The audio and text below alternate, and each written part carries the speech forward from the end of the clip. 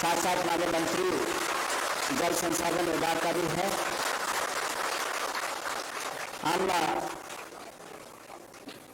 रूपम कुमारी दीदी से अनुरोध करेंगे, आप पौधा देकर माननीय मुख्यमंत्री को स्वागत करेंगे।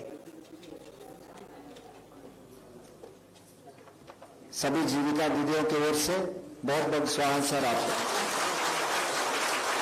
साथ साथ वर्षा कुमारी दीदी, मंजूषा भारती दीदी से अनुरोध है उपस्थित सभी माननीय मंत्रीगण को, उपस्थित सभी पदाधिकारियों को पौधा देकर आप स्वागत करेंगे।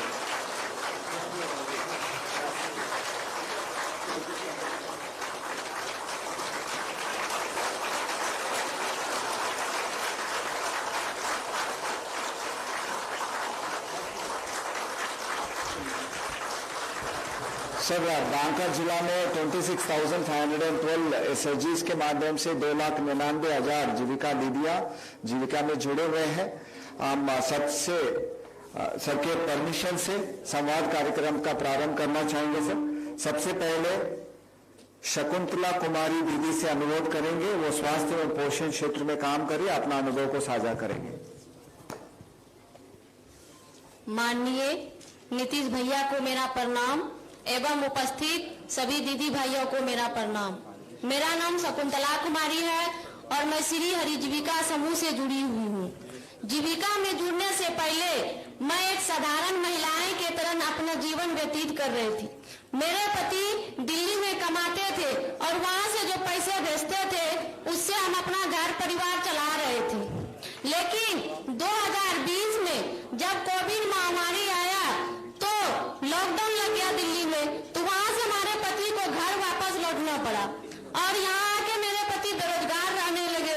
तब हम समूह में दीदी से बात किए कि दीदी हमारे पति बेरोजगार रहते हैं, हमको कुछ लोन चाहिए जिससे हमारे पति कुछ बिजनेस कर सकेंगे। तब हमको समूह से 1 लाख रुपया लोन मिला और जिससे हम टोटो निकाले हैं और हमारे पति रोज अभी 400 से 500 रुपया रोज कमा लेते हैं। इससे हमारे परिवार अच्छे ढंग से चल रहे हैं। और इधर साथ में ही हम जीविका में HMS MRP के पद पर काम करने लगे, जिसमें कि हमें 5400 रुपया प्रति माह की दर से मिलने लगा। और हम इसमें जीविका में हमें स्वास्थ्य पोषण और स्वच्छता का प्रशिक्षण मिला, जिसको कि हम अपने कार्य क्षेत्र में, हमारे कार्य क्षेत्र में 5 पंचायत था और 454 एसएचजी और लगभग 5000 दीदियों के बीच हम इस स्वास्थ्य पोषण स्वच्छता को अपना प्रचार प्रसार किए, जिसमें कि हमारे समाज में कुपोषण में कमी आई है। पहले क्या होता था कि महिलाएं अस्पताल अपना प्रसव कराने के लिए नहीं जाती थी, लेकिन हम लोग के इस प्रचार प्रसार के माध्यम से अब सभी दीदी अस्पताल में ही प्रसव कराती है। पहले क्या होता था कि माँ अपना बच्चा को पहला गाढ़ा पीला दूध पिलाने से पहले की महिलाएं माताएं जो होती थी मना करती थी, लेकिन अब क्या होती है कि माँ अपने बच्चे को गाढ़ा पीला दूध पिलाती है, जो कि वो बच्चे के लिए अमृत के समान होता है। वो कहा जाता है कि बच्चे के लिए पहला टीका होता है माँ का दूध। और इधर साथ ही साथ हमारे जैसी बांका जिला में कुल 33 MRP है, जो कि स्वास्थ्य पोषण स्वच्छता पे भी काम कर रही है। और हम चाहेंगे कि हमारे बांका जिला कुपोषण मुक्त हो, हम यही कामना करते हैं। साथ ही साथ अभी हम बांका सदर में स्वास्थ्य मित्रा के पद पर अभी हमको चयन किया गया है, जिसमें कि हमको एम्स पटना में प्रशिक्षण दिया गया है। यह जानकर हम बहुत खुश हुए हैं कि यह मौका हमको जीविका परिवार से मिला है। अभी हमको 14,000 रुपया महीना मिल रहा है। साथ ही हम यह चाहते हैं कि हमारे जीविका परिवार से जो भी दीदी अस्पताल आएंगे, हम उसका जितना ज्यादा से ज्यादा होगा हम मदद करेंगे। और हम लोग का एक हेल्पलाइन नंबर है, जिसको कि हम लोग अभी समूह ग्राम संगठन में इसका प्रचार प्रसार कर रहे हैं। हम लोग फोन के माध्यम से भी दीदी का मदद करेंगे। हम लोग सुबह 6 बजे से लेकर के रात्रि के 10 बजे तक 2 पाली में दीदी रहेंगे और गरीब दीदी का सहायता करेंगे। इसी के साथ हम अपना वाणी को विराम देते हैं। नीतीश भैया को धन्यवाद करते हैं और जीविका दीदी को भी धन्यवाद करते हैं। बहुत बहुत अच्छा दीदी, बहुत बहुत धन्यवाद। आगे हम निर्मला देवी दीदी से अनुरोध करेंगे, वो सतत जीविकोपार्जन योजना से लाभ प्राप्त की है, अपना अनुभव को साझा करेंगे। माननीय नीतीश भैया को प्रणाम। यहाँ पे उपस्थित सभी दीदी भैया को प्रणाम। मेरा नाम निर्मला देवी है, ग्राम सिमरौदा है। और इसके पहले मेरा पति रोजगार मजदूरी करते थे। मजदूरी करते हुए मेरा परिवार अच्छे ढंग से चल रहा था। तभी अचानक 2011 में किसी बीमारी के कारण मेरा पति डेथ कर गया। पति जिस समय डेथ किया था उस समय मेरी बेटी 1 साल की थी और इतना मेरे पास मेरा आर्थिक स्थिति खराब हो गया कि खाने लिए भी हमको रोटी दोनों समय नहीं मिलने लगा। तभी हम बहुत तकलीफ करते हुए अपना 4 साल गुजारा किए। तभी 2019 में सतत जीविकोपार्जन आए तो उसमें हमको चयनित किए।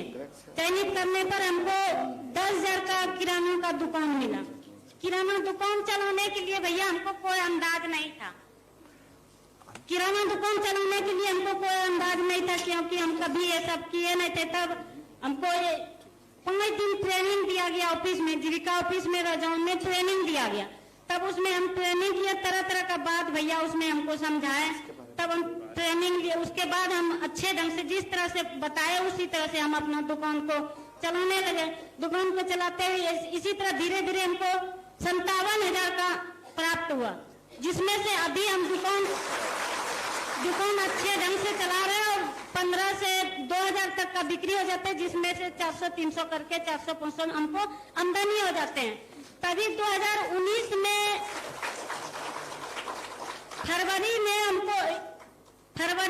मार्च में हमको ऑफिस द्वारा हमको मैसेज आया कि आप सरस मेला में जाइएगा दीदी। तो सरस मेला का बारे में हमको कभी पता नहीं था कि क्या है सरस मेला। हम अपना जिला भर में जाते थे भैया, तो हम वहाँ राजधानी क्या जाते, लेकिन सारे बात मेरे ग्राम संगठन की दीदी हमको बताई तो हमने उसमें भाग लिए। तब फिर हम ग्राम संगठन के द्वारा ग्राम संगठन से ऋण लेते हुए हम ग्राम संगठन के दीदी द्वारा अपना बांका जिला का प्रसिद्ध कतरनी चूड़ा और कतरनी चावल लेकर के सरस मेला में भाग लिए। 2 अप्रैल से 12 अप्रैल तक वहाँ सरस मेला हमने किए ज्ञान भवन में। उसके बाद फिर हम घर वापस आए तो हमने 1,75,000 का बिक्री किया, जिसमें से 35 से हमको ऊपर लाभ मिला। और उससे फिर हम आकर के अपना घर में कुछ पैसे दुकान में लगा दिए और कुछ पैसे हम छोटा मोटा गाय खरीद लिए। गाय खरीदने के साथ हम अभी कुछ हमको गाय से भी लाभ मिलता है और दुकान से भी हमको कम से कम और तरह तरह का हम रोजगार घर में करते हैं। तरह तरह रोजगार करने पर हमको 9 से 10,000 तक का महीना में आमदनी हो जाते हैं। और बाकी जब सरस मेला भैया लगता है तब हम जाकर के भाग लेते हैं सरस मेला में। अभी कभी 10 दिन का लगता है, 5 दिन का लगता है, तो उसमें 2.5 लाख से 3 लाख तक का हम बिक्री कर चुके, जिसमें से हम 50,000 तक का लाभ उठा सके। और पहले हम कभी ये बात सोचे नहीं थे कि मेरे जिंदगी में इतना सुधार आएंगे। जब से हम ये 2019 से मेरे लिए जीविका रोशनी लेकर आ गए। पहले तो हम झोपड़ी का घर में रहते थे, आज मेरे पास पक्की का घर है। पहले नहाते थे तो हम वहाँ रोड पे नहाते थे तो कपड़ा चेंज करने लिए वो हम आते थे घर। और अभी ऐसा है कि मेरे साथ पक्की का घर है, लेटरिन बाथरूम छत, हमको राशन मिलता है, विधवा पेंशन मिलता है। और हम अभी मेरी बेटी 12-13 साल की है, 7वीं क्लास में पढ़ रही है। और मेरा सोच है कि अब और इससे बड़ा हम दुकान इससे भी बेहतरीन करेंगे और नीतीश भैया को 5 साल में और कुछ के दिखाएंगे जब दोबारा आएंगे तो। और अपना बेटी को हम पढ़ाते लिखाते, पहले तो हम 10 रुपया बचाते थे कि बेटी का शादी करेंगे, लेकिन अब वो सोच नहीं है। अब मेरा सोच है कि हम बेटी को पढ़ा करके कुछ आगे बढ़ाएं। और मेरी बेटी अभी 7वीं क्लास में पढ़ रही, इसी वाणी को हम विराम देते हैं। और नीतीश भैया को या सतत जीविका लाने वाले भैया और सभी दीदी को हम कोटि-कोटि नमन करते। बहुत बहुत धन्यवाद दीदी, बहुत बहुत धन्यवाद। हम आगे बढ़ाते हुए राजेश्वरी दीदी से अनुरोध करेंगे 2 मिनट में या 2 या 3 मिनट में, जो बैंक सखी के रूप में काम करती है, अपना अनुभव को साझा करेंगे। आदरणीय नीतीश भैया को यहाँ मेरा प्रणाम, यहाँ उपस्थित सभी दीदी भैया को प्रणाम। हम लोग जीविका पहले नहीं जान रहे थे भैया। जब 2015 में हम समूह में जुड़े तो कुछ दिन बैठक किए, उसके बाद मेरे समूह में आरक का पैसा आया, जिससे हम 5,000 रुपये ऋण लिए, एक छोटी सिलाई मशीन खरीदे, जिससे हम सिलाई कर रहे थे। लगभग 1500 से 2000 लगभग मेरा इनकम था। मेरे पति बाहर रहते थे। जब मेरे पति बाहर रहते 2020 में जब कोरोना महामारी का दिन आया तो वो घर आ गए लॉकडाउन में। उस समय मेरी आर्थिक स्थिति बहुत खराब होने लगी। तब हम समूह के बैठक में गए और दीदी से बोले, दीदी मेरी आर्थिक स्थिति खराब हो रही है, मेरे पति लॉकडाउन में घर आ गए हैं, हमें कोई रोजगार दीजिए। तो दीदी बोली ठीक है दीदी, देखते हैं ऐसा कोई रोजगार आएगा तो हम आपको बताएंगे। मास्क सीने का काम आया, जिसमें हम और मेरे पति दोनों मिलकर रात दिन मेहनत किए। उस महामारी में हमको 10 से 12,000 रुपया का इनकम हुआ। उसके बाद उस पैसे को हम 5,000 को 500 रुपया के महीने के हिसाब से डीओ में रिटर्न किए समूह में। उसके बाद फिर दीदी से रोजगार के बारे में बोले थे तो दीदी ने सीएसपी के बारे में पता चला, जिसमें हमको दीदी बताई कि दीदी सीएसपी आया हुआ, अगर आप लेना चाहते हैं तो आवेदन कीजिए। हमने आवेदन किया और मेरा सिलेक्शन हुआ, जिसमें हमको फिनो पेमेंट बैंक का सीएसपी मिला हुआ है। उस सीएसपी और हम भीओ से 1 लाख रुपया ऋण लिए और हस्बैंड को अपना फोटोकॉपी और किराना दुकान दिए हैं। अब मैं खुद एक सीएसपी चला रही हूँ, जिसमें मेरा 12 से 15,000 रुपया पर मंथ का इनकम है। 3,000 रुपया हम भीओ को रिटर्न कर रहे हैं। अच्छे से मेरे परिवार चल रहे हैं, अच्छे से बच्चे को पढ़ा रहे हैं। हमें यह गर्व है कि हम जब जीविका में नहीं जुटे थे भैया तो हमको बैंक जाने के लिए सोचना पड़ता था। अगल बगल चाची हो, बड़ी मम्मी हो, भाभी हो, दीदी हो, उसका सपोर्ट लेते थे कि दीदी साथ में चलिएगा तो मैं बैंक जाएंगे। आज मुझे गर्व है भैया कि मैं खुद एक बैंक चला रही हूँ और जीविका दीदी और मेरे दीदी को मैं खुद सपोर्ट दे रही हूँ। बैंक से रिलेटिव जो भी काम है हम दीदी को खुद मदद कर रहे हैं। इसलिए इस योजना को लाने के लिए हम नीतीश भैया को तहे दिल से धन्यवाद करते हैं, जीविका दीदियों का धन्यवाद करते हैं, अपने एसएचजी ग्राम संगठन और सीएलएफ के सभी दीदी और यहाँ उपस्थित सभी दीदी भैया का मैं धन्यवाद करती हूँ, अपने पानी को विराम देती हूँ। बहुत बहुत धन्यवाद दीदी। सर आगे रीमा देवी दीदी से अनुरोध करेंगे, वो जो शराबबंदी के संबंध में अपना योगदान दी है, कृपया। नीतीश भैया को प्रणाम करे छो, जितना भी भैया दीदी उपस्थित है सब प्रणाम करे छो। हमरा नाम रीना देवी छो, सरस्वती जीविका संस्था समूह जुटलो छो। हमरा शादी होला ना भैया एक किसान घर में, जे कि किसान घर में पति भी बेरोजगार छला और पति शराब भी पियलो भैया। यह वजह से हमरो परिवार में बहुत दुख कष्ट झेली दिन गुजारे छलियो। ओकरो बाद भैया हमरा अपने घर में झंझट होता रहलो, सास ससुरा में एकरो वजह से हमरा अलग करी देलखो, जे कि बहुत दिक्कत से दिन जावे लगलो। अलग रहला बाद घर में समझैता भी पति ने शराब नहीं छोड़ेलो भैया। ओकरो बाद हम अपनो जीविका चबैलो, जीविका में जुटलियो भैया। जीविका तब समूह जब बैठक कर जावे लगलियो, समूह हमरा चर्चा होला कि शराब नीतीश भैया ने शराबबंदी पर रोक लगैला छै। हम बहुत खुशी होलियो भैया, जे कि नीतीश भैया ने हमरा निष्काम करलो छै। पहले तो हम घर सुधार पाओ, जे कि हमरा घर बर्बाद हो गेलो छै।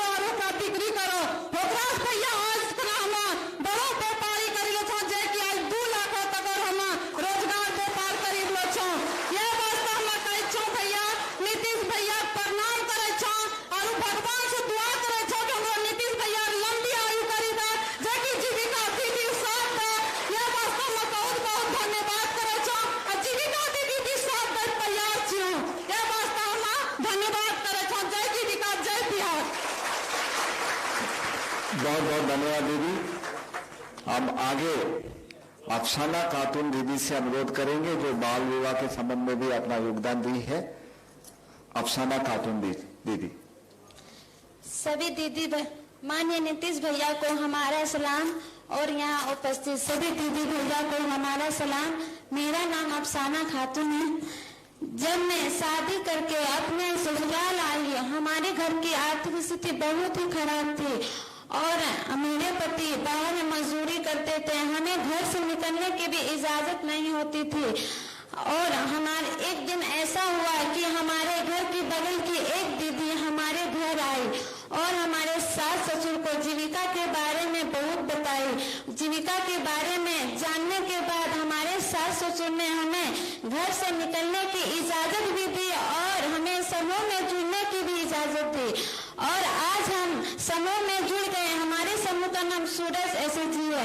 आज हम उस समूह से जुड़कर 50,000 ऋण भी लिए हैं और हम अपने पति को बाहर से घर बुला के एक छोटा सा दुकान से कपड़े का दुकान भी किए हैं और आज हम पति पत्नी दोनों मिलकर उस दुकान में रहते हैं और हमारी आज अभी हमारे महीने की इनकम 10 से 12,000 हो जाती है और हमारी आर्थिक स्थिति पहले से बहुत अच्छी हो गई है।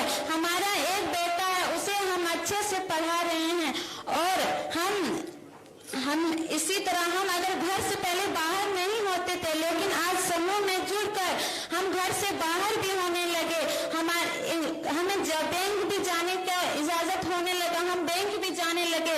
साथ ही साथ मेरे घर के बगल में एक और दीदी बहुत ही परेशान थी, वो भी समूह से जुड़ी हुई थी। वो उससे हम जाके पूछे, दीदी आप इतना परेशान क्यों हो? वो बोली, दीदी हमें बेटी का शादी करना है। हम उस दीदी को बोले, दीदी आप बेटी का शादी करने के लिए इतना क्यों सोच रहे हैं और परेशान है? दीदी बोली, दीदी हम उसको बोले, दीदी आपकी बेटी का उम्र कितना हो रहा है? दीदी बोली, मेरी बेटी का उम्र 16 साल हो रहा है। फिर हम उसको बोले, दीदी आप इतना जल्दी बेटी का शादी क्यों करवा रहे हैं और अभी से आप इतना क्यों सोच रहे हैं? आपको पता है ना? दीदी बोली, दीदी हमारे बेटी का शादी मंगनी में होने जा रहा है। मंगनी में करने के लिए लड़के वाले तैयार हैं, इसलिए हम बेटी का शादी कराना चाहते हैं। हम उस दीदी को समझाएं, दीदी अगर मंगनी में आप बेटी का शादी करवाइएगा तो उनके शारीरिक और मानसिक रूप से वो बीमार पड़ जाएगी और वो जिस वक्त उसे पढ़ाई लिखाई करने की ताकत होनी है, उस समय आप उसे परिवार के बोझ डाले, क्या वो संभाल पाएगी? दीदी बोली, नहीं दीदी संभाल तो नहीं पाई। फिर हम दीदी को समझाए, दीदी अभी सरकार ने बाल विवाह पर रोक लगाई है। फिर अभी सरकार 18 साल से पहले भी बाल विवाह करने के लिए मना की, 18 साल के बाद ही आप अपनी बच्चियों का शादी करिए। तो आप अभी से अपनी बेटी का शादी मत करिए दीदी, ये अपनी बेटी का शादी अभी मत कीजिए। बहुत समझाने के बाद और हमारे साथ बहुत सारी दीदियां मिलके उस दीदी को हम सब समझाएं। बहुत समझाने के बाद दीदी हमारी बातों को समझी और बोली, दीदी ठीक है, हम अपनी बेटी का शादी 18 साल के बाद ही करवाएंगे। और मैं नीतीश भैया को अपने तहे दिल से शुक्रिया करती हूँ कि वो आज बाल विवाह को रोकने वाली जैसी प्रथा को वो लाए और 18 से जो कम उम्र में शादी होती थी उन्हें वो रोके। इसके लिए मेरा बहुत बहुत धन्यवाद है। और आज मुझे गर्व होता है कि जीविका से जुड़कर मैं और मेरे जैसी कई दीदियां घर से बाहर निकलने लगी और हम जहाँ तक कि हम घर से एक कदम भी नहीं निकाल पाते थे, आज हम बाजार भी चले जाते हैं और बैंक से भी अपना पैसा निकासी रख रखाव सारा काम काज करने लगते हैं। इसके लिए मैं नीतीश भैया और पूरे जीविका परिवार को तहे दिल से धन्यवाद करती हूँ। बहुत धन्यवाद दीदी। सबके अनुमति से एक और दीदी से अनुभव शेयर करना चाहेंगे सर। हम आगे शांति शरण दीदी से अनुरोध करेंगे, आपका अनुभव को आप साझा करेंगे। नीतीश भैया को प्रणाम, सभी दीदी भैया को प्रणाम। मेरा नाम शांति शरण है, लक्ष्मी समूह से जुड़ी हुई हूँ। भैया जब हम समूह में नहीं जुड़े थे तो मेरा स्थिति बहुत खराब था और दूसरे खेत में करते थे। जबकि जीविका आया भैया तो हम परिवार जुड़ने नहीं देता था उसमें कि मत जुड़िए, कितना बैंक लेकर के भाग गया, कितना बैंक चला गया और 10 रुपया जमा करने के लिए जाए छो नहीं जाता। मतलब कि परिवार से भैया नीतीश भैया में चौराहे कर गए 10 रुपया जमा करे समूह में गए, जबकि भैया तो 6 महीना जमा कर लिए थे। मतलब दीदी की दीदी कुछ हमरा दे जे कि हम कोनो काम करबे, तो दीदी कहते ठीक है काम करबो तो पैसा हम देबै। तो हमरा 10,000 देलके भैया समूह से, ओकरो लोन लेके हम आम के कलम काटना चालू करी दिलिए। आम के कलम जे काटलिए भैया ओकरा से हमरा उन्नति बहुत हो गए कि गाछ बेचना मुंगेर भागलपुर बांका सगर आवा लगले गाछ, तो हमरा पैसा हो गए, पैसा समूह के रिटर्न करी दिलिए। आरो हमर बेटा के पढ़ावा लगलिए, 2 बेटी छे 1 बेटा छे, ओकरा पढ़ेलिए बीए इंटर सब करा दिलिए। बेटा के सीएम पर भेजलिए कलकत्ता, बेटी के बीए करा के जीएनएम करा रहल छे। ओकरो बाद भैया हमें जबकि बेटी के शादी लगेलिए तो दहेज नहीं दिलिए, कहीं जीविका शपथ करेने छले, नीतीश भैया शपथ करेने छले कि जीविका दीदी के नहीं दहेज देना है नहीं लेना है। तो इसीलिए भैया हम शपथ खाए थे कि नहीं दहेज देंगे नहीं लेंगे। दोनों का शादी किए, नहीं दहेज लिए नहीं दहेज दिए। एक बेटी और है भैया, ऐसे जीविका दीदी को कहते हैं जी लेने वाली दीदी सब होती है, नहीं कि भैया सब होता है। ऐसा बात नहीं है भैया, दीदी लेती है। दीदी अपना समझे कि हम पैसा नहीं लेंगे नहीं देंगे। एक बेटी और है भैया, हम आगे बहुत बढ़ गए हैं। मेरे पास एक डेयरी है गाय का, उससे जैविक खाद बनाते हैं भैया, डिस्पोजल दवाई बनाते हैं और श्री विधि से खेती भी करते हैं। मधुमक्खी का पालन किए हैं, मशरूम खेती किए हैं भैया, बहुत हम आगे बढ़ गए हैं। इसीलिए नीतीश भैया को मेरे तरफ से धन्यवाद, सभी दीदी भैया को मेरे तरफ से धन्यवाद। दीदी ऐसे काम कीजिए जो कि देश में रोशन कीजिएगा। नीतीश भैया रोशन करने के लिए समय दिया है, इसीलिए आगे बढ़ते रहिए। नीतीश भैया को प्रणाम, सभी दीदी को प्रणाम। बहुत बहुत धन्यवाद दीदी। सर आज इस समारोह में 300 से ज्यादा दीदियां उपस्थित है।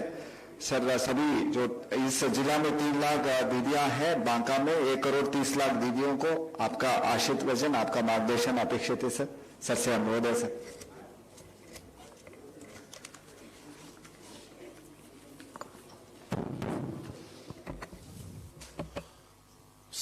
समाधान यात्रा के सिलसिले में जो हम विभिन्न क्षेत्रों का दौरा कर रहे हैं, विभिन्न राज्यों का या विभिन्न जिलों का, और उसी सिलसिले में भी यहाँ आने का मौका मिला है।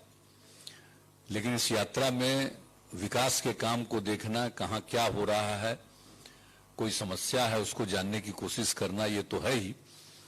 लेकिन इसके अलावे हमारा उद्देश्य यही है कि जीविका दीदियों के साथ भी हम बैठक करते हैं और आप लोगों की बात सुनते हैं।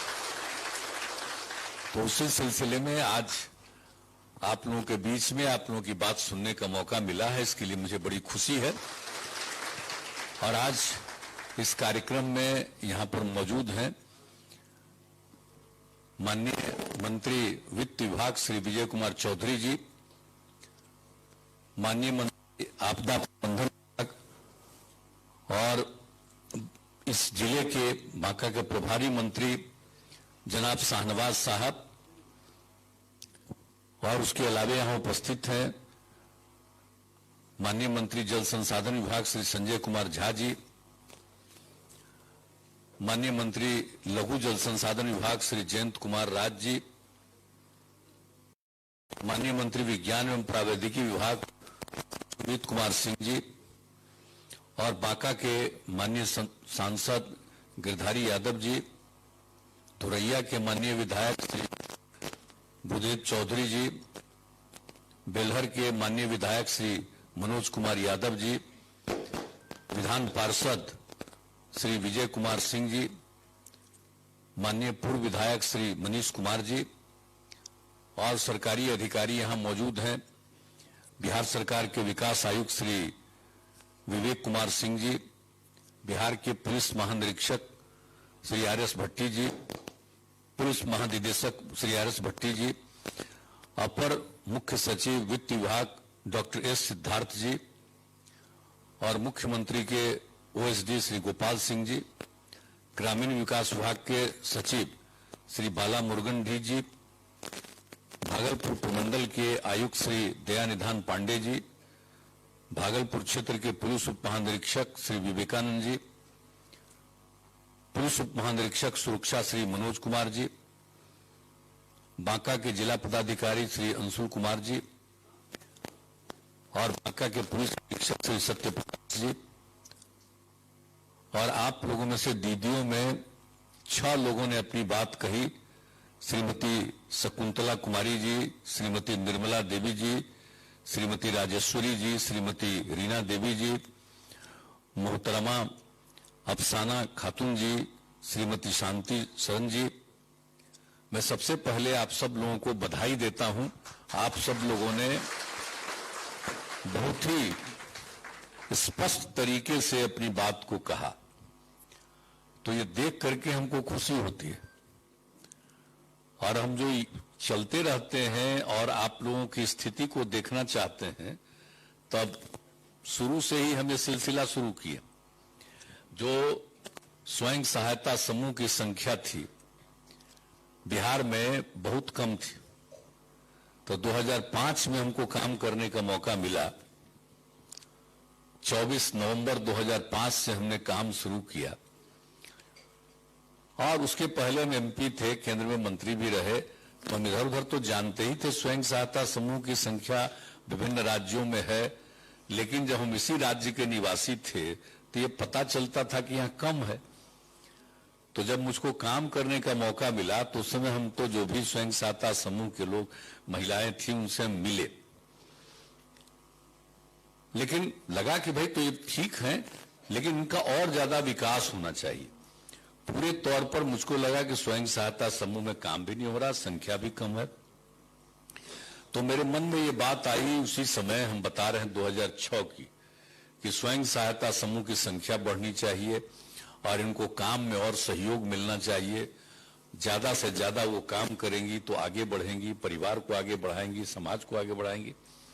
इसके लिए हमने विशेषज्ञों को भी बुलाया और सबसे राय विचार करने के बाद हम लोगों ने तय किया कि स्वयं सहायता समूह की संख्या तो हम बहुत बढ़ाएंगे, और तय कर दिया कि कम से कम 10 लाख स्वयं सहायता समूह हम बनाएंगे।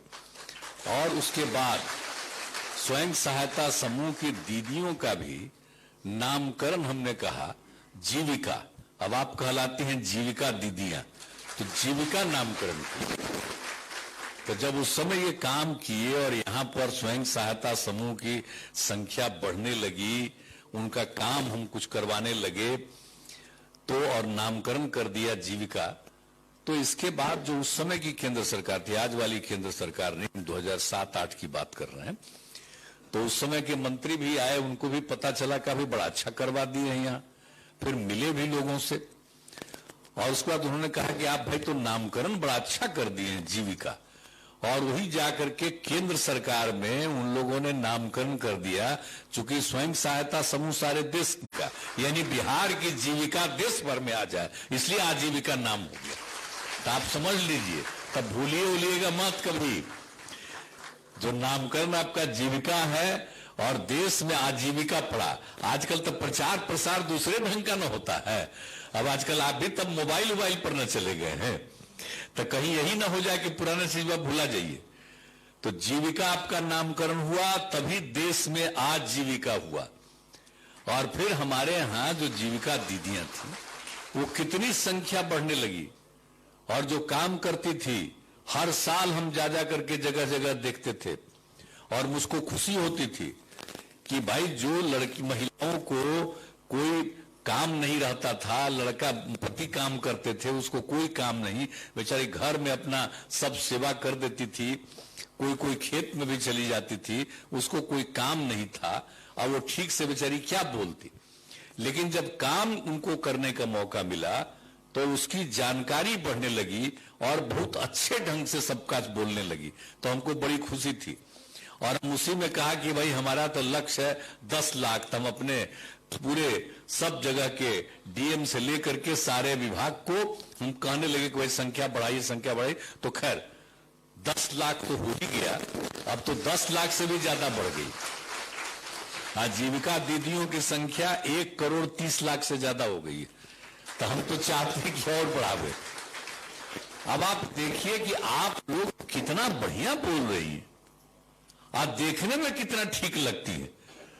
अब पहले जब हम लोग थे तो कहां बेचारी सबको कोई बाहर निकल के कहीं घूमने का, कहीं उसको करने का, तो अब वो स्थिति कितना ज्यादा सुधार हुआ है।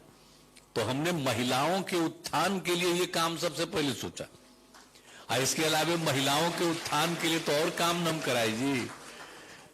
तो ये तो काम शुरू किए हम, स्वयं सहायता समूह को बढ़ाने का, आजीविका दीदियों का नामकरण, काम आगे बढ़ा, लेकिन उसके साथ साथ महिलाओं को उत्थान के लिए तो और ना उनको इज्जत मिलनी चाहिए ना।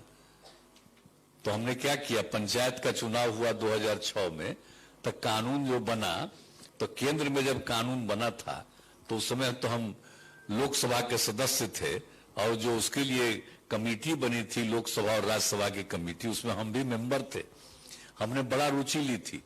तो पंचायत के चुनावों के लिए देश भर के लिए कानून बना, और था कि उसमें कम से कम महिलाओं को 1/3 का आरक्षण रहे। तो कम से कम 1/3 था, ये नहीं था कि 1/3 रहना। तो जब हमको मौका यहां आने का मिला तो हमने कहा कि भाई कम से कम 1/3 है, हमको बिहार में मौका मिला, तो हमने 2006 में ही तय कर दिया कि महिलाओं को पंचायती राज संस्थाओं में मिलेगा 50%, यानी पुरुष और स्त्री दोनों को बराबर। तो आप सोच लीजिए, और उसमें महिलाओं की संख्या भी और बढ़ सकती है, तो महिला के लिए आरक्षण है कि कम से 50%। तो इस तरह से जो हुआ किया गया, और उसके अगले साल 2007 में नगर निकायों का था, उसमें भी हमने महिलाओं के लिए 50% कर दिया। अब महिलाएं कितनी संख्या में बढ़ ली, और लड़कियां बहुत कम पढ़ पाती थी। 5वीं क्लास तक तो लोग पढ़ा देते थे, लेकिन 5वीं के बाद आगे पढ़ने के लिए उसको कपड़ा उपड़ा देना लोगों के हाथ में नहीं था, नहीं पढ़ाती थी। तो हम लोगों ने काम शुरू किया ना जी, उसके लिए पोशाक योजना, हम सबसे कि उसके और आगे बढ़ेंगे, तो हमने साइकिल योजना शुरू करा दिया। लड़की साइकिल कहां चलाती थी, और जब साइकिल योजना शुरू हुआ तो लड़कियों को कितनी खुशी हुई, साइकिल चला करके घर से स्कूल जाती थी और लौट के आती थी, तो माता या पिता को भी साइकिल पर ले जाकर के बाजार ले जाती थी। तो कैसी स्थिति हुई। तो एक एक काम हम लोगों ने शुरू किया। कुछ लोग जानते हैं, हमारी आलोचना कर रहा था, कह रहा था लड़की को साइकिल दे रहे हैं उसको लोग तंग करेगा। हमने हंसते हुए कहा हर परिवार की लड़की को देना चाहते हैं, कोई किसी को तंग नहीं करेगा। अब आप सोचिए कितना हुआ। और उसके 2 साल के बाद तक लगातार लड़का सब भी बोलने लगा, उसको भी दे दी, वो अलग बात है 11 के बाद। लेकिन आप समझिए अब कितनी लड़कियां पढ़ने लगी। पहले जो कम पढ़ती थी अब संख्या बढ़ गई। हमको लग रहा था लड़की अगर पढ़ेगी नहीं तो ठीक नहीं है, और गरीबी के कारण नहीं पढ़ पाती है, तो उनकी संख्या को बढ़ाने के लिए और लड़कियों के उत्थान के लिए अनेक काम, हर तरह से सब तरह का प्रयास, एक एक चीज हम लोगों ने करवाया।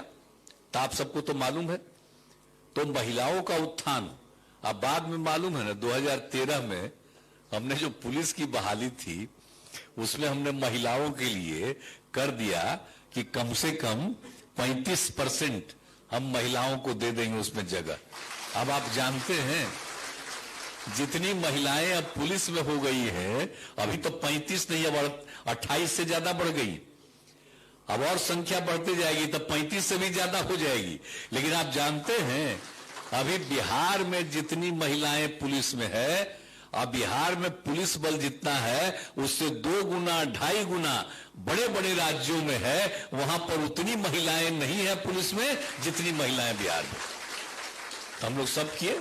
अब बाद में 2016 में तो हमने तय किया सब सरकार की नौकरी में भी महिलाओं को 35% का आरक्षण।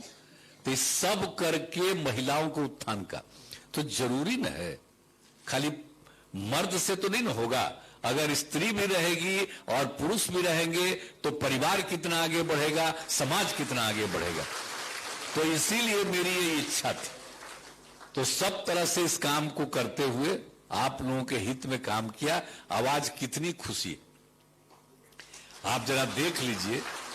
हम पहले बोले आपको, आप लोग बोलती है ना, हमको इतना अच्छा लगता है, हम भीतर खुशी से मुस्कुराते रहते हैं कि देखो अब कितना लड़कियां बोल रही हैं, कैसे साफ साफ अपनी बात को कह रही हैं।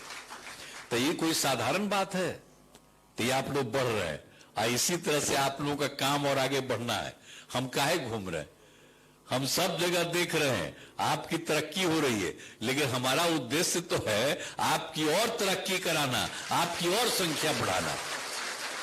तो जब खूब होगा तो क्या होगा, तब परिवार कितना आगे बढ़ेगा। खाली पुरुष चाहता तो होता, अब महिलाएं चाह रही हैं, अब लड़का लड़की सब पढ़ रहा, सबके लिए काम हो रहा। तो सबको आगे बढ़ाना तभी ना समाज आगे बढ़ेगा। तो खाली मर्द जानेगा तब होगा, सबके लिए जरूरी है। तो इसीलिए ये सब काम किया जा रहा है और आपकी जिम्मेवारी ये सब है। और आप तो जानते ही ना भाई कि आप लोगों के लिए तो हम लोग तो सब तरह का काम करते ही रहे, लेकिन अब आप लोगों का तो दायित्व है कि आप भी सब काम करिए। और दूसरी बात है, एक तो जरूरी, जब तो आप लोग बोल रहे थे, अब तो जरूरी चीज न है कुछ चीजों को याद रखना।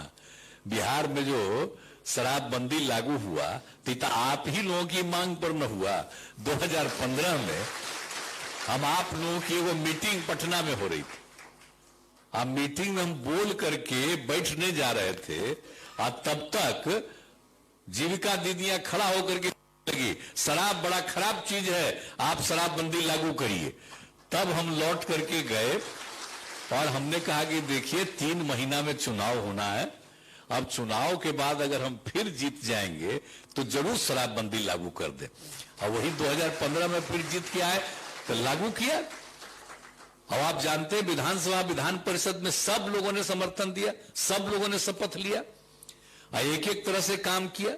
और उसके लिए जो प्रचार प्रसार शुरू हुआ, जैसे ही चुनाव हुआ उसके बाद, तो कितना ज्यादा अच्छा माहौल बना और किस तरह से लागू किया गया। तो हमने तो बड़े शहरों में सोचा कि खाली देसी को बंद करेंगे या विदेशी वाला, अभी तो वहां पूरा तैयारी नहीं किए। लेकिन जब शुरू हुआ 1 तारीख से, अब आप 1 अप्रैल को, तो आप जानते हैं कि सारा लोग विरोध में, महिलाएं पुरुष लड़के लड़कियां सब आ गई बड़े शहरों में और दुकान खोलने से रोक दी। हमको इतनी खुशी हुई कि चलिए, हमको तो लग रहा था कि अभी कुछ दिन समय लगेगा, लेकिन जब आप ही लोगों ने चलने नहीं दिया तो 3-4 दिन में उसको इतना अच्छा लगा कि 5वां दिन हमने कहा शहर में भी विदेशी शराब भी बंद।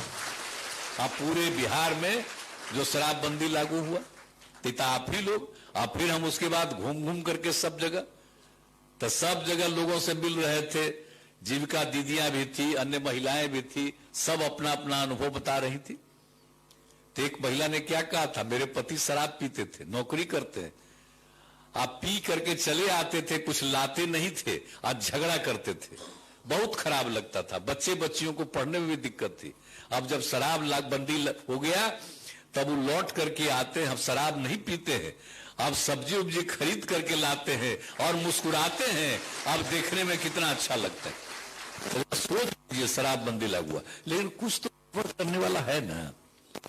ऐसा कहीं संभव है कि जो भी जन्म लेगा स्त्री या पुरुष, तो उसमें कुछ ना कुछ तो इधर उधर घचपच करने वाला रहता ही ना है, उसको क्या कीजिएगा। लेकिन जो काम कीजिएगा तो बहुत जल्दी 90% ठीक हो जाती है।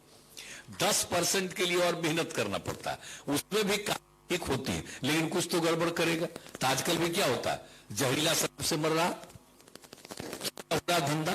तो इस सब चीज का तो आप ही के चलते लागू हुआ, इसका अभियान चलाते रहिए। और पिछली बार क्या हुआ था, समाज सुधार अभियान।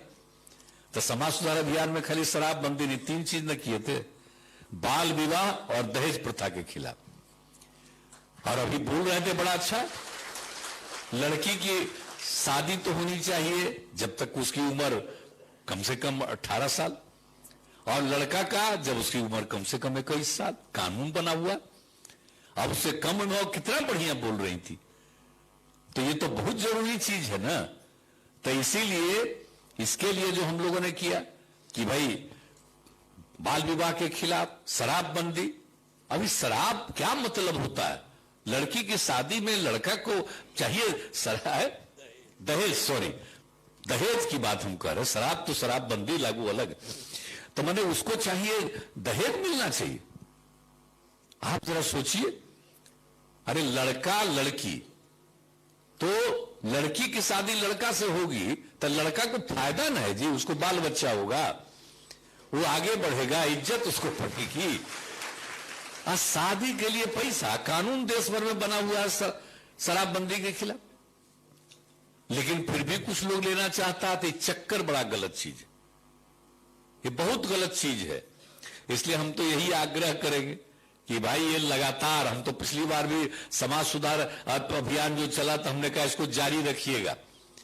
अगर कोई दहेज ले तब विरोध कीजिएगा, और अगर कहीं कोई शादी कर रहा है दहेज लेकर के तो उसके सदिया में मत जाइएगा, तब पता ना चल जाएगा कि लिया है दहेज इसलिए कोई नहीं गया इसके यहां। तो ये सब होगा, इससे सब ठीक ठाक होगा। तो इसीलिए एक एक चीज को लागू करने के लिए अपना काम जो कर रहे हैं वो बहुत ठीक काम है, इसको और आगे बढ़ाना है, और मेरा दायित्व है आपको और आगे बढ़वाना। और उसी तरह से समाज में प्रेम और भाईचारे का भाव होना चाहिए, अच्छा माहौल रहना चाहिए। तो इसीलिए दहेज प्रथा, बाल विवाह के खिलाफ भी और शराबबंदी के भी पक्ष में। आप पिछली बार जो हुआ तो आप बताइए ना, हम आप लोगों को, तो आप लोगों को मिला ही होगा समाज सुधार अभियान में ही ये कागज बनवा करके, देखिए आप लोगों के पास है, आप जरा देख लीजिए। जो आजादी कराए राष्ट्रपिता महात्मा गांधी, और आजादी की लड़ाई में जो घूमते रहते थे बापू और सबको समझाते थे शराब बुरी चीज है, मत पियो, और वो क्या कहा करते थे, शराब आदमियों से न सिर्फ उसका पैसा छीन लेती है बल्कि उसकी बुद्धि भी हर लेती है। ये बताइए, आजादी की लड़ाई के समय में शुरू से सबको समझाते थे। और शराब पीने वाले इंसान हैवान हो जाते हैं, नहीं पीजिएगा तो इंसान है, आप पीने लगिएगा तो हैवान हो जाएंगे। राष्ट्रपिता का हुआ बात है, ये तो एक एक आदमी को मालूम होना चाहिए ना। आजकल तो भाई राष्ट्रपिता को भुलवाने के चक्कर में लोग लगा हुआ,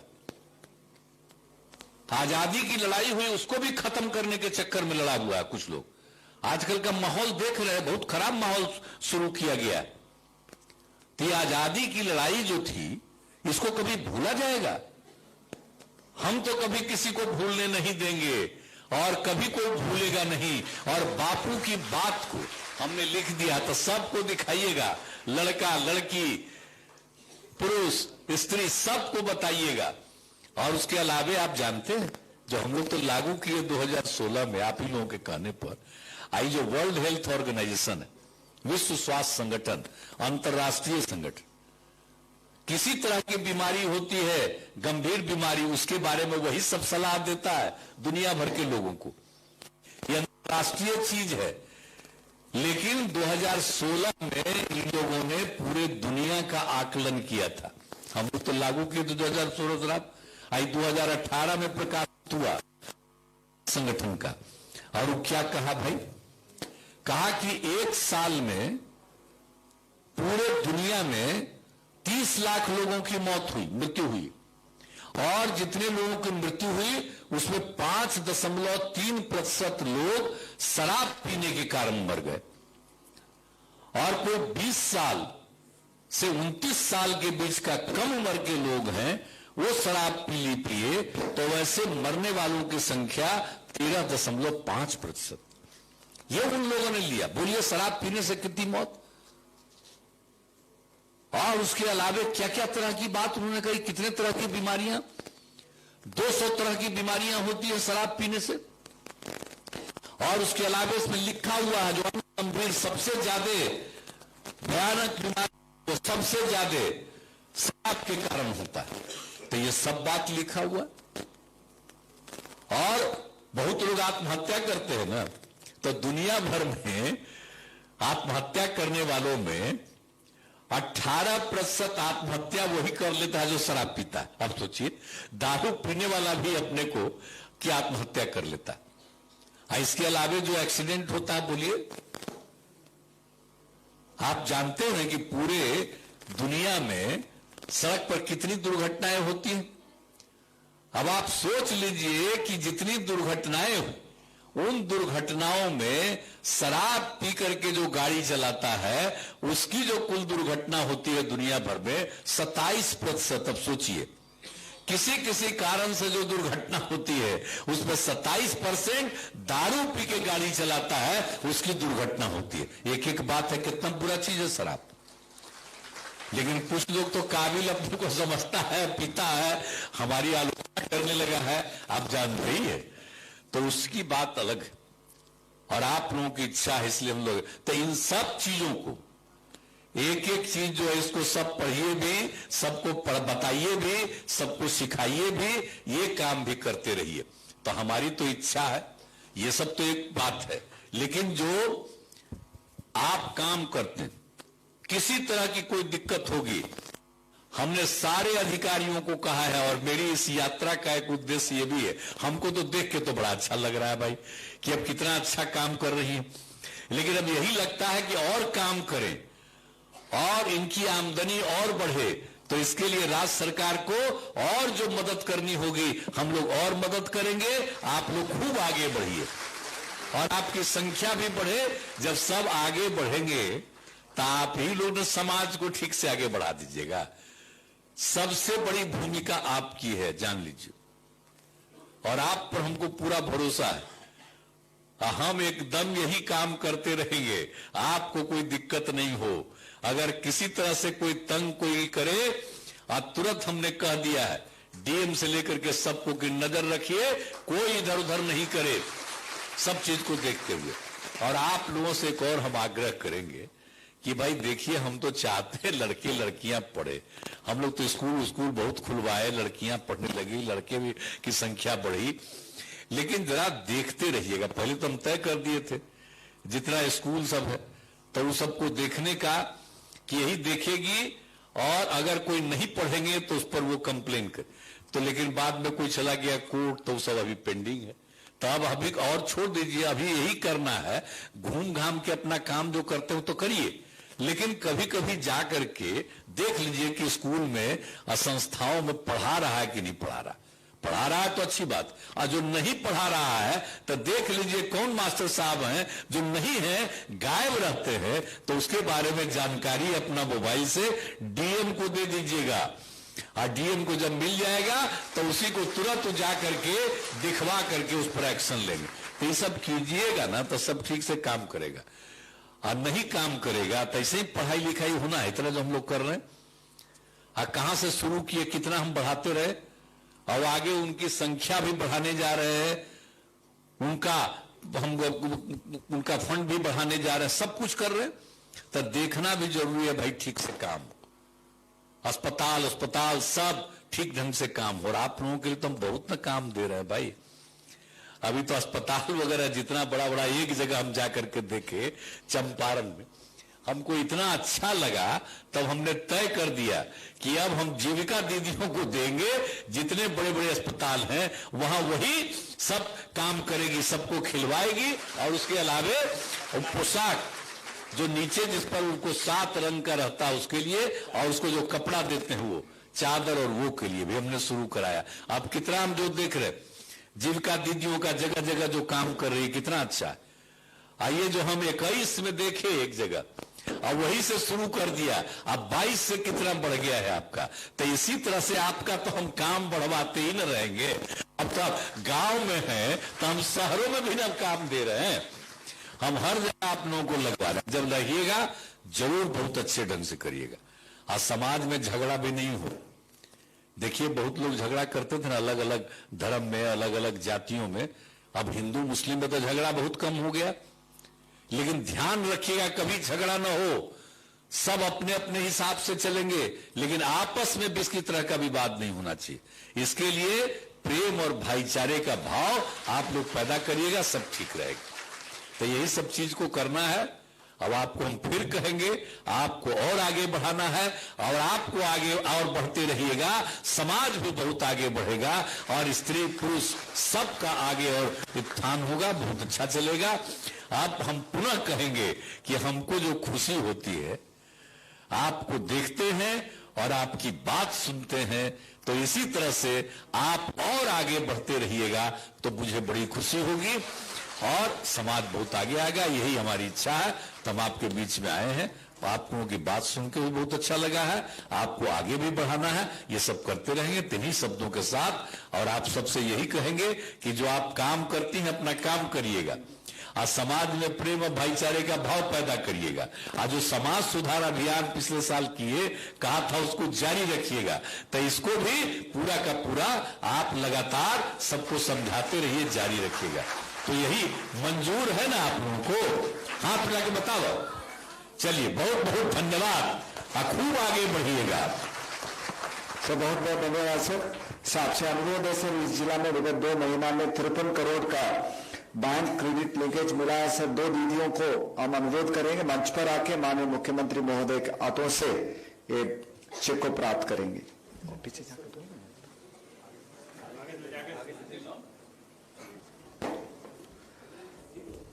इस जिला में अभी तक से 427 करोड़ का क्रेडिट लिंकेज मिला है।